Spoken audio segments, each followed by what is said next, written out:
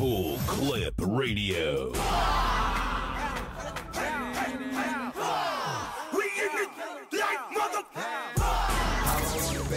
I don't want no mediocre, don't want no mediocre, I don't want no mediocre, no. Bad mama cedars, ain't no mediocre, don't want no mediocre, I won't hit no mediocre, yeah.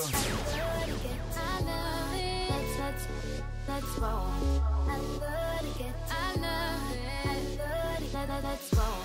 Full Clip Radio, Brisbane's dedicated hip-hop and R&B station. Hi, you're with Vicky, and we have a special guest in the studio today. So we have with us on Full Clip Radio internationally renowned New Zealand-based rapper Savage. Welcome. Dragon, what's going on? So, oh my goodness. So mainly known for his hits Swing, Freaks with Timmy Trumpet, and latest release Take These Shots, featuring, well, you're featuring, and it's a collab, with ATP and DJ Butcher. Yep. So congratulations, because Freaks went double platinum here in Australia, and you've most recently signed with Ministry of Sound as well. Excellent. How's it feel to be back doing stuff? Because the last album was 2012, I believe. Well, at the end of the day, it's about like I guess you get to a point where you gotta like.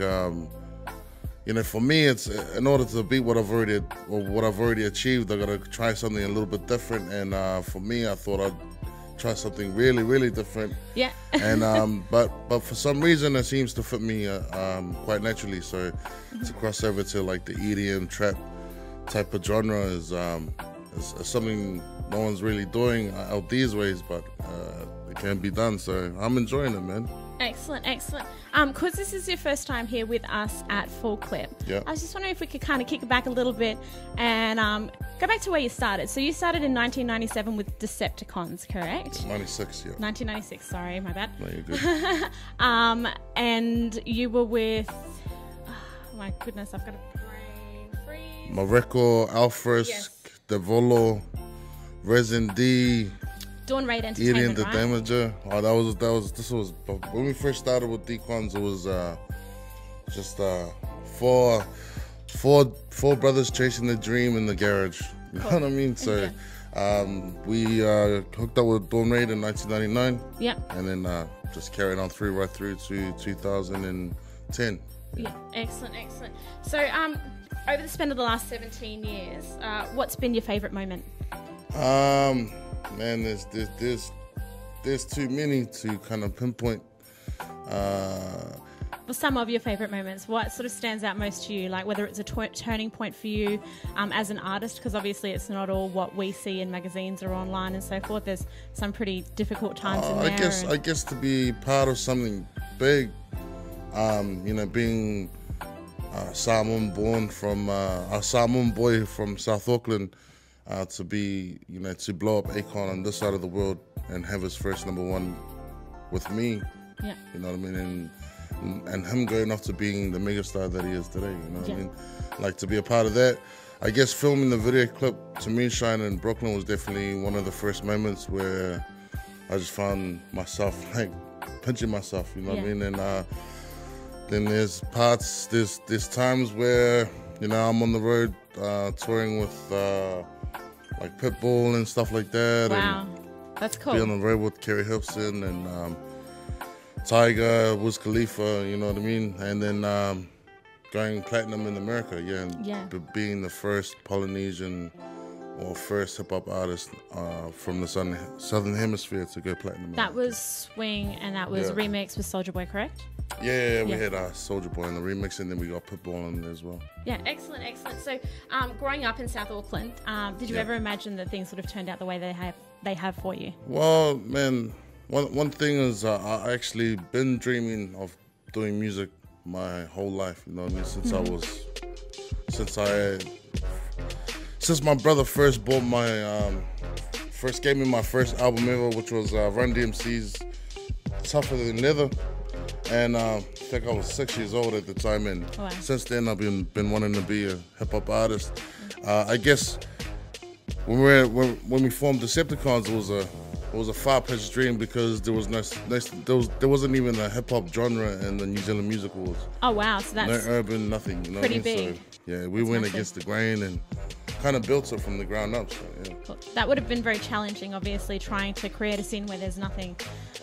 Yeah, of course, you know, especially so many doors closing on you, but because we had people supporting us from the ground level up, we kind of forced our way into the music industry and became a recognized genre. And the first year they added a urban category to New Zealand Music Awards. Scribe he broke the record of taking out the most awards in one ceremony. Yeah.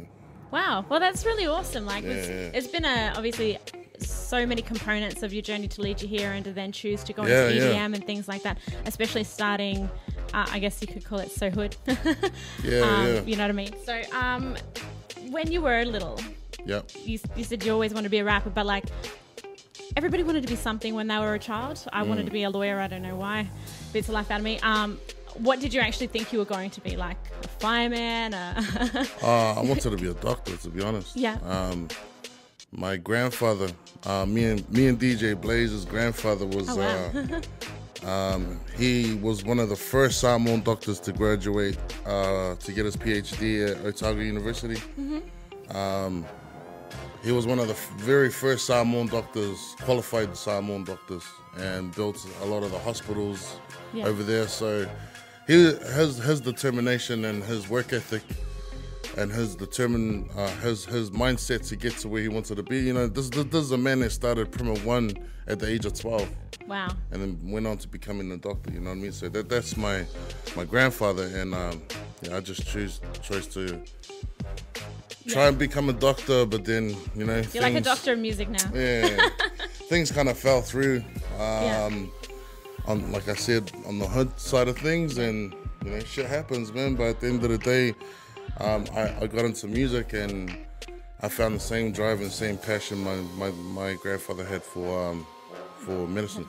Yeah, excellent. So I guess having chosen the path of music, like your granddad's played a big part in being an inspiration to you, just on the, you know, overcoming, I guess, the challenges and all those sorts of things. But musically, who were your biggest inspirations? Run DMC, you mentioned before. Oh man, there's so many to name. I guess at the early like artists that I have to thank because I got into the genre really. Well, first of all, I gotta thank my older brother. Really, he's the one that got us all into hip hop, and so from, you know, Run DMC to Zapp and Roger, Mo Bounce the Ounce album to Young MC to NWA, crossing over to like the East Coast to people like you know, like I said, Run DMC, people like Nas, Jay-Z, the whole spectrum, you know what I mean? So all the greats. Excellent. Do you play any instruments, or do you beatbox or anything aside from rapping? I'll be honest with you, I couldn't play an instrument to save my life, but I'm pretty handy on the triangle. Yeah, cool. Yeah. And no, I couldn't sing to save my life either, so no. Cool. That's interesting. I find it interesting because, like, some people will say that a lot of people, actually, I've heard say they'll rap because they can't sing or whatever. But then I was watching a Chris Brown interview the other day, and he said he only raps because when he was growing up, it wasn't cool to sing.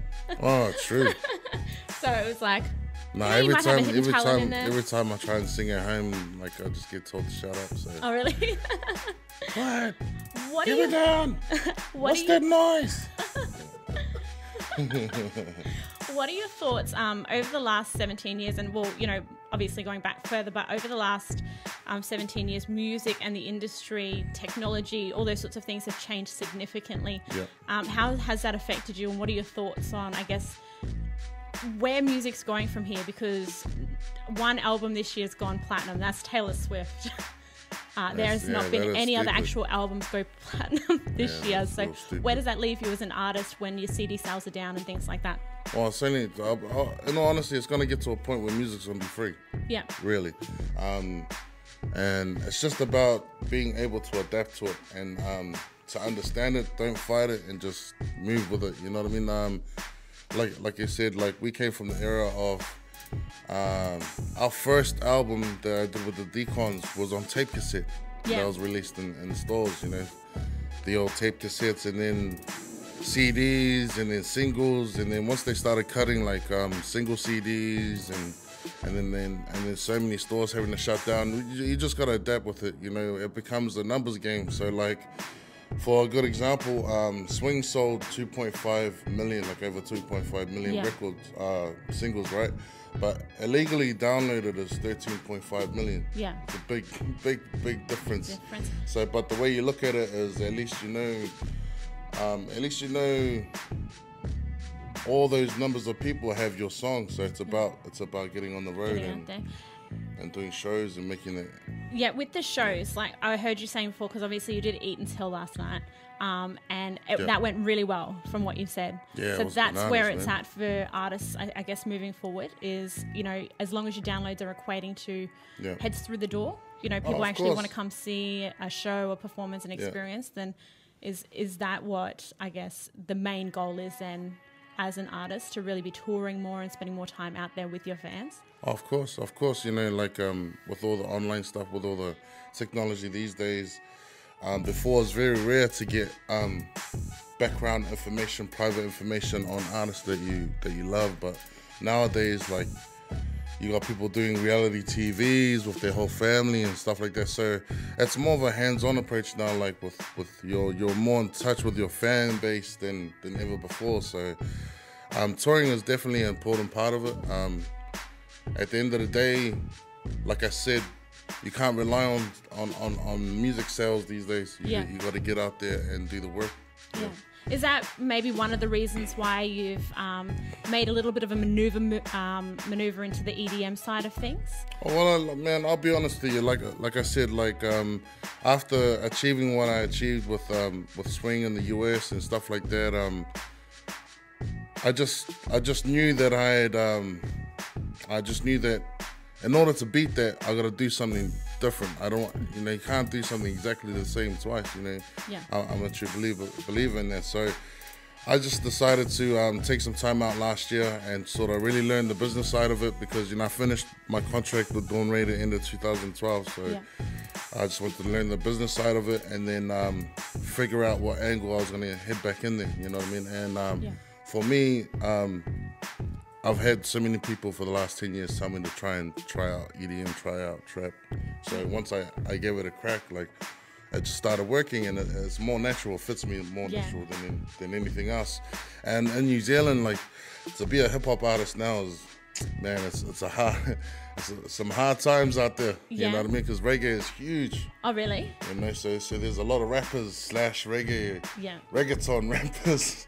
So, you know, for me, I can't, man, that's not me. I can't cross over to reggae like that. So have you tried it though? Have you given it a go? Oh man, I can.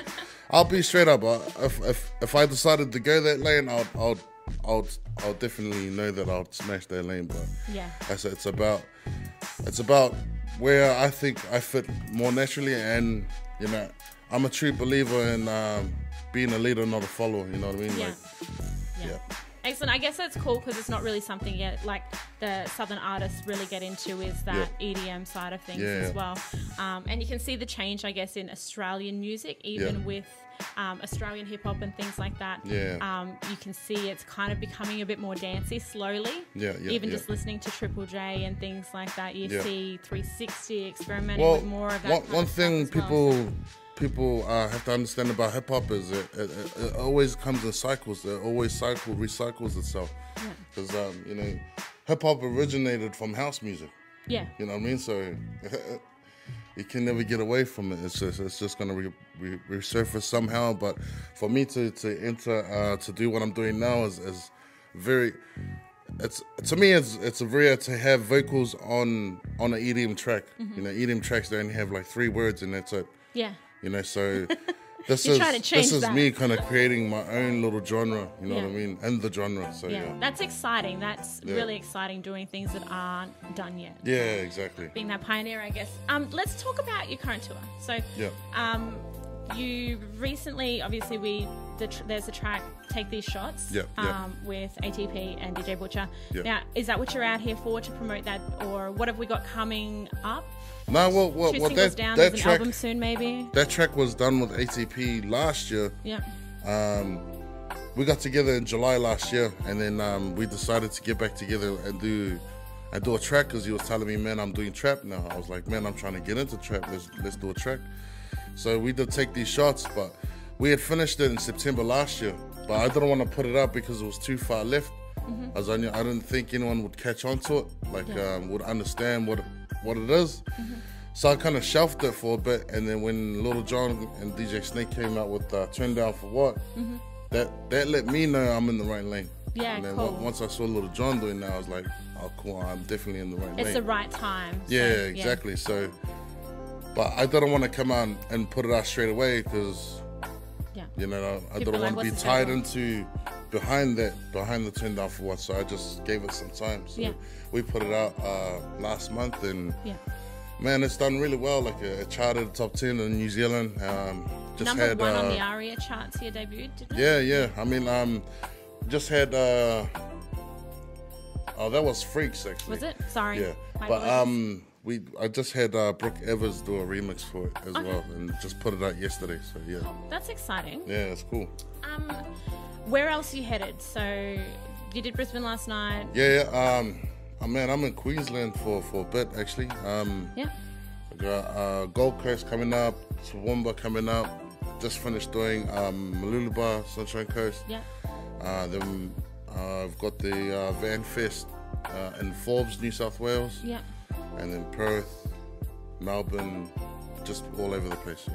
Cool. So you'll be touring well into the new year, or is this all? Well, before definitely. Christmas, You know, I'm pretty much in Aussie for the next right up until February, I think. So towards the end of January. Yeah. So just go to my just check me out, Savage Decons on Facebook, Twitter, and Instagram to check out where I'm going to be next. Yeah. Get some tickets, guys. Tuesday. So like with usually obviously with your releases, like you'll do maybe not necessarily you, but standard is people will drop a few tracks, then do an album drop. Yeah. When is it?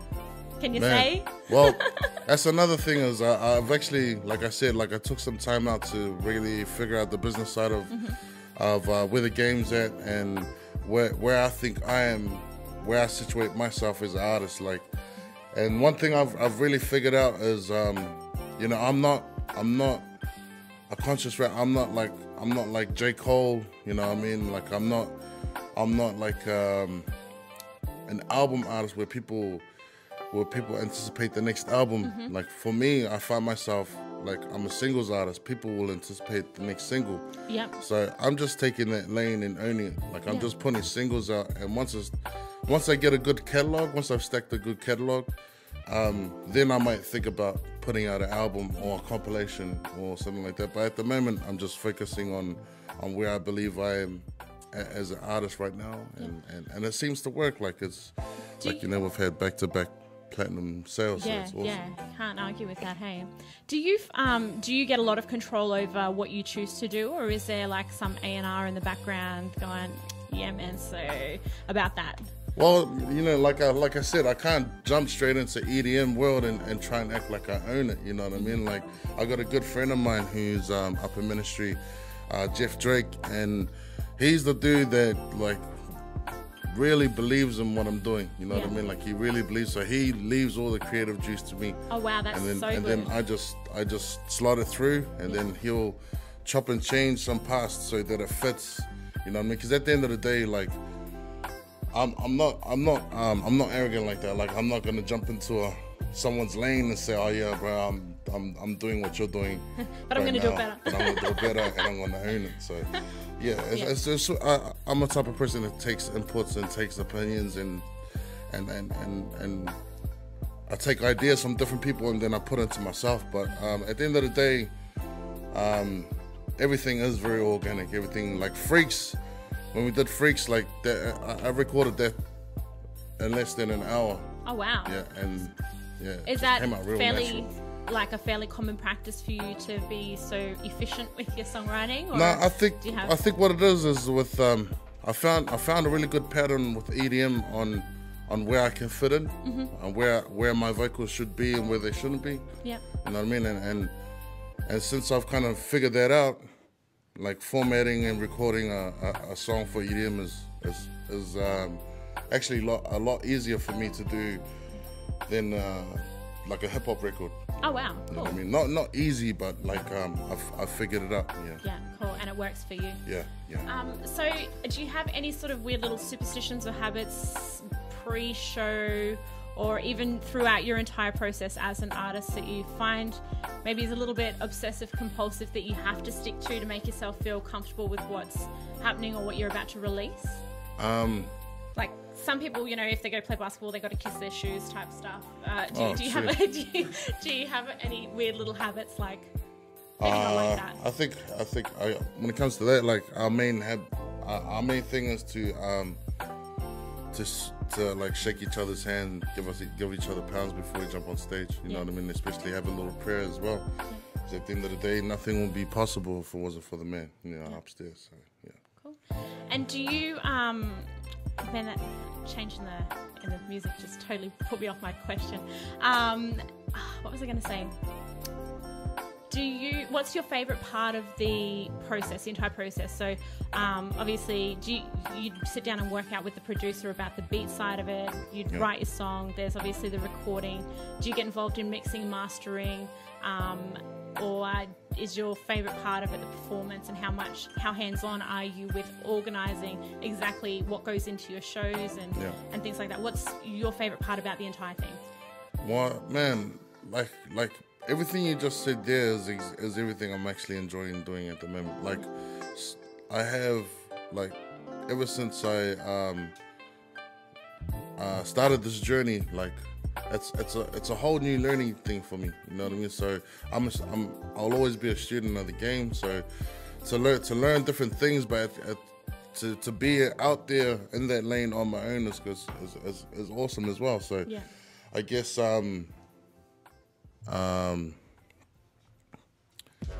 it's all of it. You love the whole thing at the moment, which is really cool. So as an artist, and that's important too, because there's so many facets. I think, like, when people look at your music, they only see so much of it. You know what I mean? Yeah. But there's so much work that actually goes into one song. I think you know, when you hear a beat and it catches you straight away, you just want to get in the studio straight away. And that's exactly what happened with Freaks. Like, as soon as I was given the beat and I heard it, I flew back to New Zealand and I went straight from the airport to the studio. So cool.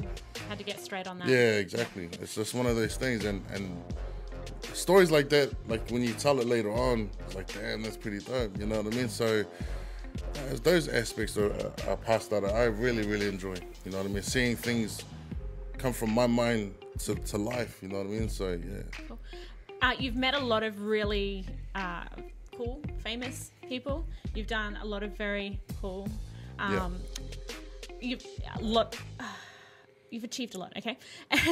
What is success for you though? So when are you going to say, cool, I've done what I've wanted to do, I'm going to be happy and I can go and chill out and retire, or just start helping, other parts of the process? Bottom line is, I do this all to leave a legacy for my kids. You know what I mean? That's the bottom line.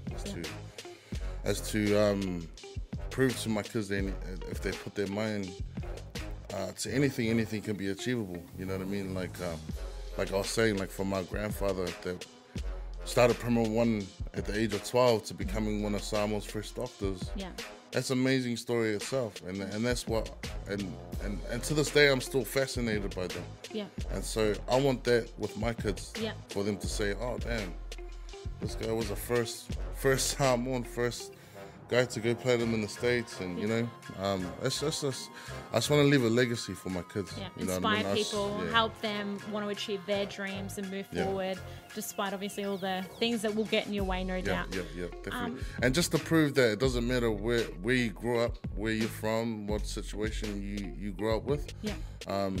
Anything is possible, and nothing is out of reach. You know what I mean? Like, it's about setting a dream and then putting plans and goals into place to get to those dreams. And because, you know, it's one of those things, once you do something you actually really, really love and you do it for a living, you actually don't work a day in your life. So true. Yeah. Would you say never take no for an answer is one of the biggest things? Like, obviously, where you've got to learn and take your lessons and not be a big head about things. Oh, but of course. At the same time, you're going to get a lot of knockbacks, and you're you're going to get a lot of people tell you can't do things? Oh, I've had that my whole life. You know what I mean? From my stepdad banning hip hop being played in our house to my mum telling me that nothing is ever going to happen, from principals at school telling me I'm never going to, hip hop is not a realistic genre, you know what I mean? To what I've done,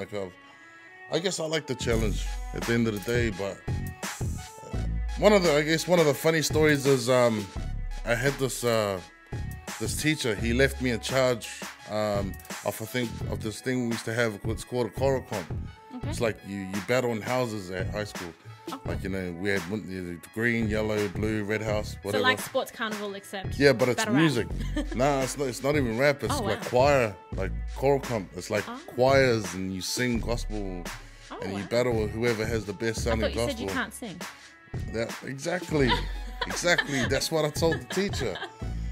He was flying off somewhere, and he left me in charge to do our house. Oh wow. Choral comp. So I was like, okay, cool. I said, so what I did was I did something totally different. I got my cousin Blaze to actually put together a whole bunch of beats, and I wrote the verses for everybody to rap. And, they all rapped? And we all rapped, and we came last. Oh. We came last, and when the teacher came back, he was like, what the hell is that? And I was like, man, I told you I don't sing. He's like, but they said that you do music. And I go, I'm a rapper. I can't save my life. And so he was like, man, that's never gonna get you anywhere in life, and blah blah blah. Wow. And every year since I left school, he's been getting me back, and I always bring that story up. And oh wow, that's really cool. Yeah, it's cool, man. I get to rub it in his face every 2 years, so it's funny. Yeah. So for all the kids out there that are listening, because I know you're listening, that's some pretty amazing advice. Yes. From someone who's got to go through an awful lot. Not everyone's gonna win X Factor, The Voice. A lot of those guys, they actually get turned away at the first day are dudes that will become the superstars. You know what I mean? Yeah. It's learning to take a no, learning to take a you're nothing, to actually go, nah, fuck. Oh. Now, F that, I'm gonna prove you wrong. You know what I mean? Yeah. I think that's such an awesome note to end this on. Thank you so much for your time. Cool. I know I'm feeling incredibly inspired, and we do a little bit outside of this sort of thing with music and local rappers, and it's really something that I'm hoping these guys are going to watch and love to be able to take back and say, hey, look, this is Savage, man. He's done an awful lot. Definitely got a story to tell. Yeah. Life is a movie. Thank you so much for tuning in, guys. Thank you, Savage. Appreciate the opportunity. Thanks, Full Clip, and peace. Full Clip.